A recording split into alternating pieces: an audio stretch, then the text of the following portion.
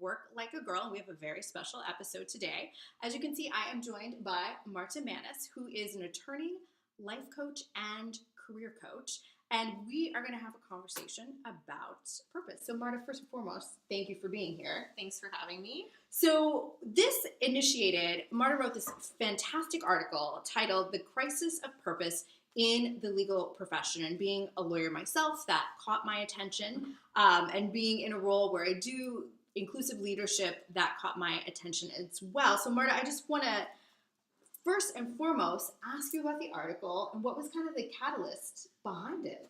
Yeah, so the catalyst for me was, I left the firm where I'd been practicing for most of my career last year, and I started doing research, and I came across this article about attorney well-being and the suicide rate in the legal profession, which was the fourth highest at the time. I don't remember.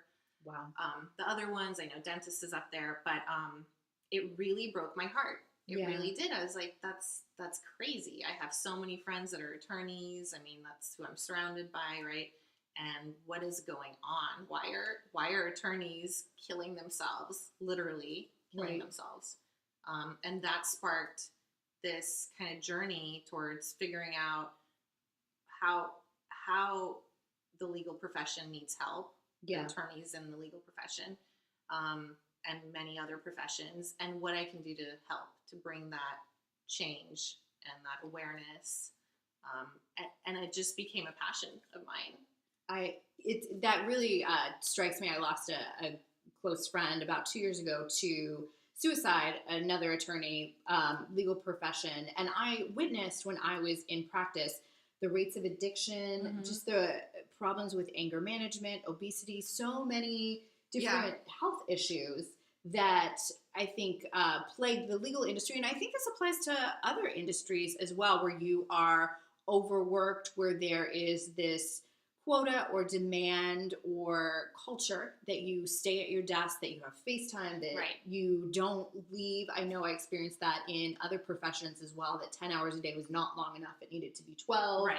People would compete about, I slept under my desk, or I got in at 5. I got in at 4. Right. Which is so toxic and insane when you zoom out and think about it. Yeah, and there's a real stigma in many professions about needing help, right? Yes. And needing time to take care of yourself. Or if you're struggling with something, you can't, I'm talking about the legal profession, but really it's all professions. It applies to all professions. It's very difficult for someone to speak up and say, hey, I'm struggling here. I need help. And I can name a couple of different places I've worked where that would be an opportunity to finish you off kind of thing, like gladiator in the ring. Like I'll just, final blow to that. So what are some things let's start talking about purpose, and then we'll get back to, what we can do as far as actionable steps. So let me ask you, so why purpose versus something else? For me, that just resonated because when I came across this, I reflected on my career, and when I really started asking what was working and what wasn't working, like how would I run my own firm? What would I do differently? That's a great question. And I think for everybody out there, if you were in charge where you work, how would you do it differently? Right. And what I realized is I went back to, why did I even become a lawyer? I mean, that's really what happened. I go, what drove me to this crazy profession where everyone is miserable? Right. Yeah. And there's this public perception of attorneys that's very negative. Yeah. Right? Absolutely. And I was like, why did I go to law school? What did I want to do with that? What was my reason? And I just got back to the basics. Why I went because I wanted to help people. I wanted to make a positive difference in the world. And when I talked to friends, that was the main reason that came up. It was they wanted to serve. They wanted to serve their community. And I was like, how is that tied into my work? Right. And it just wasn't. Wow. That's the big question. Game changer. I mean, there's a big drop off there. Yeah. I realized that whole piece was completely missing as soon as I basically went to law school, but then really when I got into my workplace, that was never discussed. Why do we do what we're doing here rather than to make money? What drives you? And that's such a key point. People think, and I've seen a lot of managers do this, and I've coached a lot of executives where it's, well, we'll just throw more money at the problem. And if you read anything about Silicon Valley, like that is what they are doing. Oh, okay, well, we'll just pay you more. And that doesn't work. That's not what motivates people. That's not what causes you to get up in the morning. That's the after effects of living your purpose on this planet and being able to bring your authentic self to work and speak your truth. So, and I love the way you define, purpose as, I wanted to help, I wanted to be of service, because I think so many people get caught up in my purpose as a job title. And it's so much greater than that. And when you make it that, it's to be of service. These are the tools I'm using now. These might be the tools I use tomorrow. So it's a very plug and play model. And it's just so much more expansive than I'm a lawyer. Your purpose can be very broad, and there can be very, varying ways of going about it, There's not 100%. One path to get there. And it's interesting as technology does change and things do shift so quickly. I mean, there might be a job in 10 years that doesn't even exist today. And if you can plug and play in I mean, we're seeing that in the legal profession. True. There is a big shift happening with technology and how people are getting legal service needs met. That's true, and it's not necessarily the way it's been happening for decades. And there are some people that are fighting that just with clenched fists. There's always going to be those people that fight change, They resist change because change is scary. But that's what really needs to be embraced. So, to me, your purpose is just what you get up for in the morning, what energizes you, get back to the basics, start with who am I? Who am I? What do I want to do with my time? And we talked about this before. But you pay for things in life with time, I love that. And so who am I? What do I want to spend my time on? What am I doing when I lose all track of time? What am I doing when I feel good in my body? Question. So, if you are looking for your purpose and your passion, important questions to ask yourself. Who am I? I always sing from Les Mis when I hear that question, but genuinely ask the question. How do I feel in my body? What lights me up? When do I lose track of time? What energizes you? Versus as opposed to draining you. And I think that the money versus time thing, and I've heard people say, most jobs are trading time for money. Money you can get back. You can go out tomorrow and make a buttload of money doing anything you want. Time you will never get back. I will never be 31 years old again. I will never be 16 again. Even if I live to 120, that is a finite period versus a resource that there's plenty to go around. I think that there's that scarcity, though, with money instead of time. And that's where we get stuck and get off track with regard to purpose and passion. I think is connected to that too. I mean, people forget, people put that out of their mind, Oh, I have all the time in the world and blah, blah, blah, but I need to make this amount of money to be happy. And when they do studies on happiness, we are not the happiest country in the world. No. We're the richest, for sure, one of the richest, We are one of the countries that has the highest suicide rates, the highest rates of depression, anxiety, pill popping, you name it. I mean, happiness, exactly. Your happiness does not correlate to how much money you have. So if you're just chasing money, you're chasing profits, that's not what's going to fulfill you. Like, human beings are innately wired to work on something bigger than themselves. And it's not just making tons of money. I love that. And that sounds like, I love it because it's a very spiritual connection. It's a larger connection to the universe as a whole, and really it speaks to why we're here on this planet to begin with, which I think we should all be talking about. And we're not. We have these blinders on about what I need to file today or what I need to get done today, rather than why am I here and how do I want to use the limited amount of time you have. The few moments that I have been given. And I think the happiness connection is really interesting too, because they've done studies and all the data shows that happy people are more productive, 12% more productive, to be exact. And they live longer. Live longer. It's such a vital piece of just the human experience itself. And companies that do have their purpose-driven companies, they are far more successful, profitable, productive than other corporations. Yeah, and that's what organizations need to recognize, is really to achieve the extraordinary results. Like, you might be doing well financially, but you're just stuck there. You don't see how far you could go if you could connect to your purpose as an organization. Yeah. So the why, right? And we were talking about Simon Sinek. Why do we do what we do? Not just how do we do it and what do we do?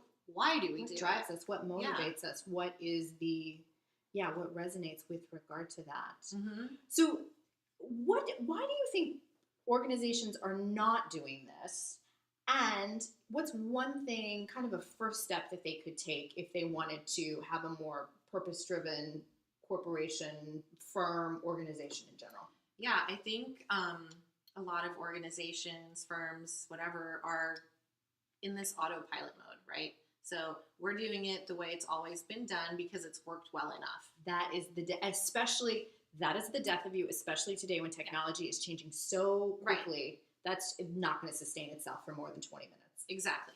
It's not sustainable, and that eventually comes to the surface down the road. Very limited way of thinking. Right. It's that old paradigm, the old way of doing things, resistance to change, because you don't know exactly how it's going to work, if you create this change. So it's staying in your comfort zone, right? It's comfortable. We're used to being like that. That's how everyone does it. Good enough, right? And what we can do on an individual basis, I think, was the second part. Well, what can organizations do? And then let's talk about individuals. So if I'm a leader in an organization and I want to have a more purpose-driven company, right? What can I do? So I think very key is, first of all, model what you want to see, right? Oh, yeah. Model what you want to see in your employees. Make employee wellness a priority. Have the conversations. What do you need? It's not just what can I get out of you because I'm paying you X amount as a salary. Oh, I heard that a few times. What do you need to thrive? And this is my whole thing right now. I'm on this kick of thriving. Yeah. I am not going to spend time doing anything where I don't thrive. Right. Right?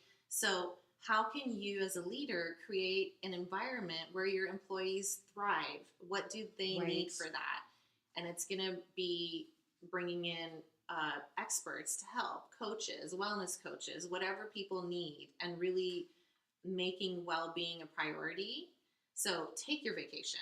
You're not going to be, it's Step not one. Exactly, right? Like, people are terrified to take vacation. Oh yeah, I was. Yeah, absolutely. I was. Yeah. I mean, it was always like, you're taking a vacation for how long? Where are you going? You better have your phone. Must be nice. Yeah, they better have Wi-Fi. And it's like, no, take your vacation, disconnect, go take care of yourself. And there have been studies that show that employees that take vacation are far more productive when they came back. I don't remember the exact numbers, but I think that that's so huge. And just being able to ask, what do you need? Right. And then really genuinely listen. How many meetings have we all been in where they ask for feedback and they're like, that's great, we're going to go do this. Right. And actually hear it, right? Yeah. Like, actually listen and absorb it. Yeah. I mean, no one ever asked me, hey, Marta, what do you need that would support you? Right. How can I help you? How can I, as your leader, as your boss, support you? Right. And realizing that not every employee is going to react to a decision the same way or have the same needs. I think that that's something that people, especially overly intellectual people, so obviously that includes lawyers, they will not want to get into vulnerable aspects of the fact that we are humans coming to work and not robots coming to work. Right. So even asking, when I was at my firm, I worked with a number of attorneys that were scared to talk to me about anything personal. They would ask me about my dog and my garden. Right. And that, for genuine connection, does not make. And I'm not going to be invested in that if you're not invested in me. I think, especially millennials, and just as a woman, I mean, I feel that way too. It really needs to matter. It was always, for me, an environment you never knew who you could trust. That's so discomforting. People that you thought were your allies turned out really to be just digging for information they could use against you. So it really, as an organization, creating an environment that's not a competitive environment. People aren't rewarded for competing and winning, right? But it's collaborative. How is that a win? Right. You know, I mean, and it's funny because I'm having a mild PTSD flashback of my own firm right now, Right. and just how I've never worked anywhere where gossip was just so pervasive, and people were so childish. The stories I could share. Oh, would geez. blow your mind. People locking books in their office so that I couldn't finish assignments, not giving me assignments, not showing me what was needed to just. Yeah, it's a therapy session, to be honest with you. But yeah, I mean, that's going to make people want to leave, which turnover is so high in the majority of firms. It costs so much money to replace good employees. When that institutional knowledge is gone, it's gone forever. Yeah. I think leaders need to be taught how to lead, honestly. Yeah, I call it the Michael Scott School of Leadership. Like, you were great at this, you were a great litigator, or auto mechanic, or whatever it happened to be. And so we're going to promote you to management without the whole process of showing someone leading people, managing people. Yeah. It's a whole other profession. Yeah. I mean, I remember having so many meetings with my leader, my boss, and trying to get this stuff out there, right? Saying, hey, this is what's going on. This is why it's not working, blah, blah, blah. And just shutdown after shutdown after shutdown, and being told I'm high maintenance, I'm, too outspoken. Why can't I just basically shut up and just get your work done like everyone else? Wow, because this is my life. Because it affects me, right? And they lost a model employee based on that. Yeah. So, yeah. And I mean, you should have seen the shock on my boss's face when I resigned, and it was like, are you kidding me? This number of years, the multiple conversations. You got to be kidding me. Like, how can people stay here? But people do. Yeah, I had a client that happened to, where all the microaggressions, and she finally left, and they were, what, you're leaving? Right. It's like, how would I not leave? It came down to literally taking vacation time away instead of giving more. It was now, after this amount of time, we're going to give you less and less. And when you voice your disagreement with that, saying, well, this doesn't make me feel valued. Really what's wrong with you, statement, right? Yeah. What's wrong with you?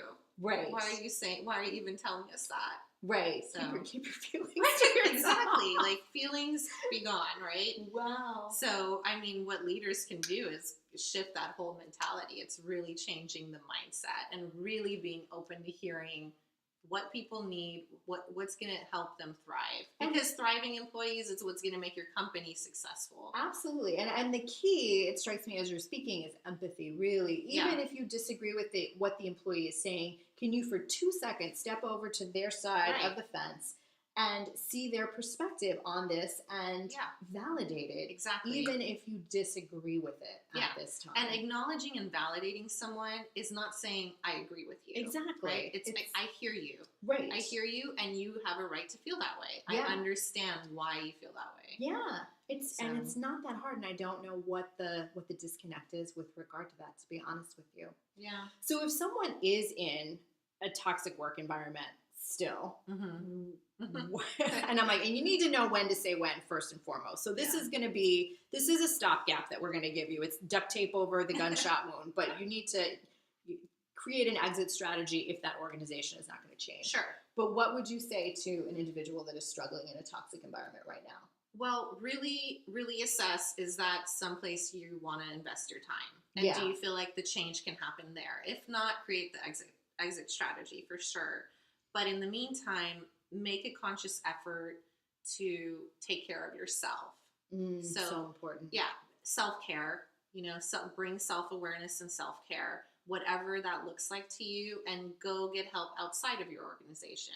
Go seek out people that will help you, whether it's a wellness group or a retreat or some sort of practice you can incorporate. Therapy. Personal trainer, yoga. Breathing exercises, whatever you need that's going to take care of yourself emotionally, physically, spiritually.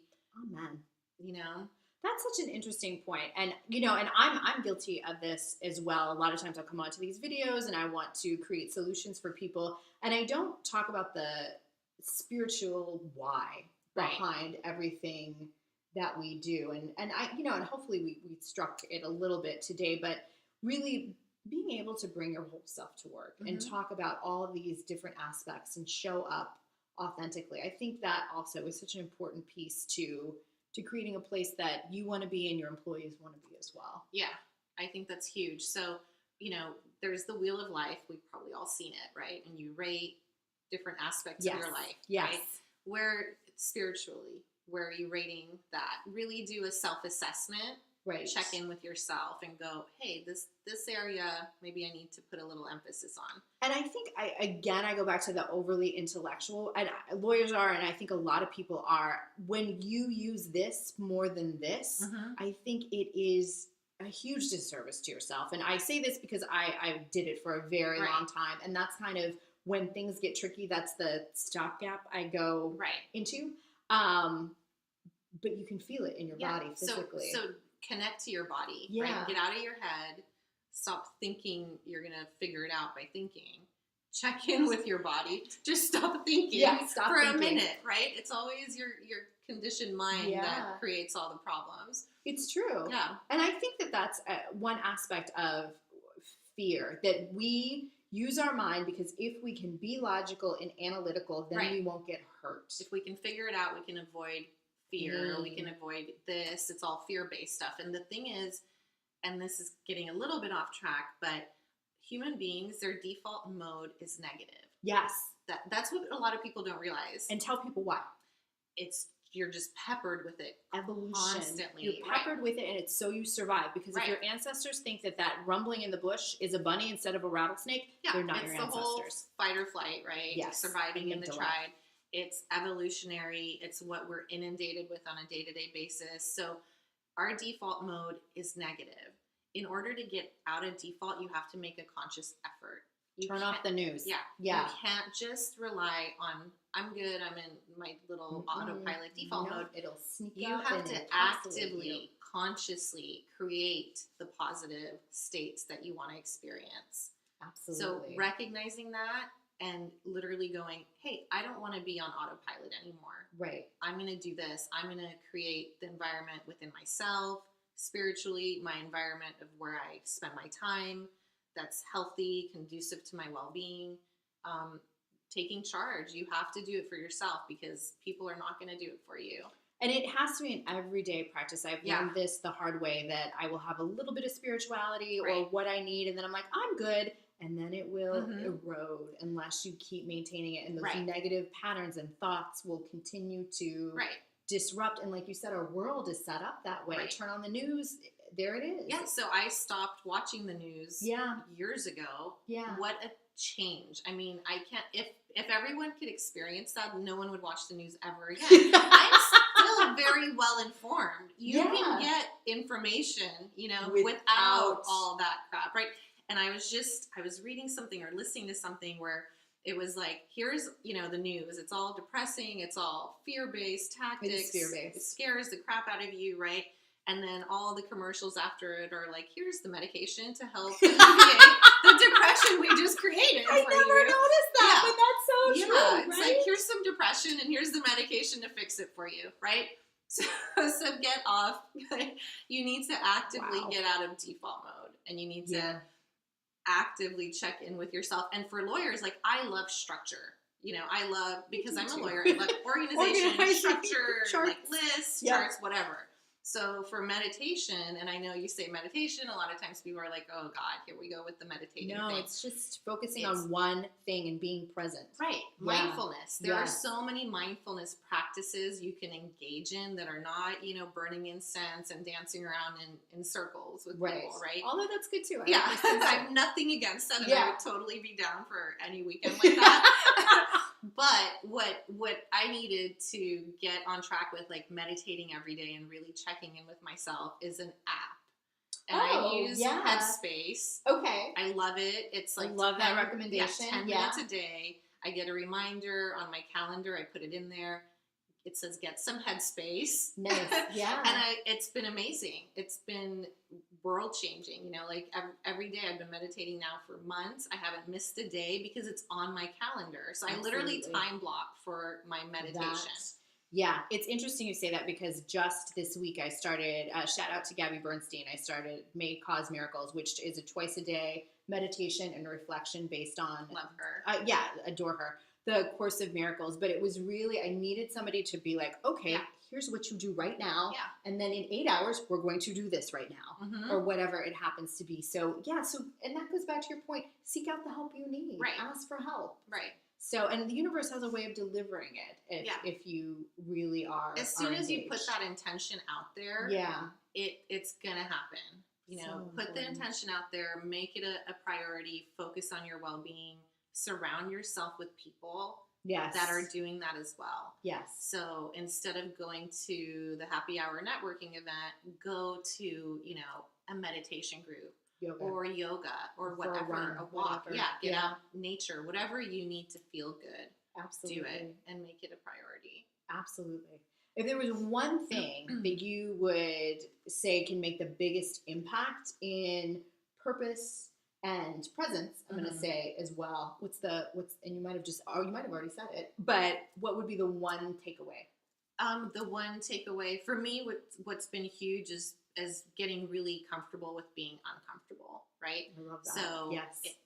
Here's the thing: discomfort is a message to you. That's where you need to go.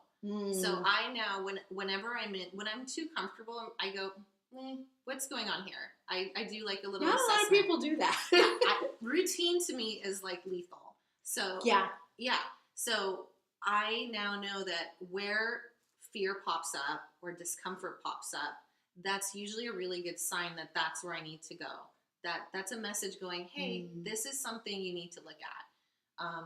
So when you think about your life, your time here, what you want to spend your energy on, what you want to put effort into, what kind of brings up that resistance, really? Right. Because that might be your purpose. Right. It might be a little compass going, oh, maybe that's what you should focus on. I mean, being in the diversity and inclusion space, we say that, be comfortable being uncomfortable and having the difficult conversations. And I think that what you mentioned just now or alluded to, you're never going to be done growing. Right. You know, and so I'm always uncomfortable in my work. I'll say something that might trigger somebody and I have to hold space for them and I have to hold space for myself in those moments. And just remembering that is a practice, that it's not lethal, that it's just a moment, that you will come out the other side of that. That's really, really key. So that's been key for me. Yeah, amygdala doesn't run away with the show. So very good. And if our viewers wanted to find you, learn more about you, work with you, where would they go? MartaManus.com. Can you spell that for me? MartaManus.com. You can find me there. Love it. Thank you so much for being with us today. Thank you. And thank you for being with us today. We'll be back next week with another episode of Work Like a Girl. Until then.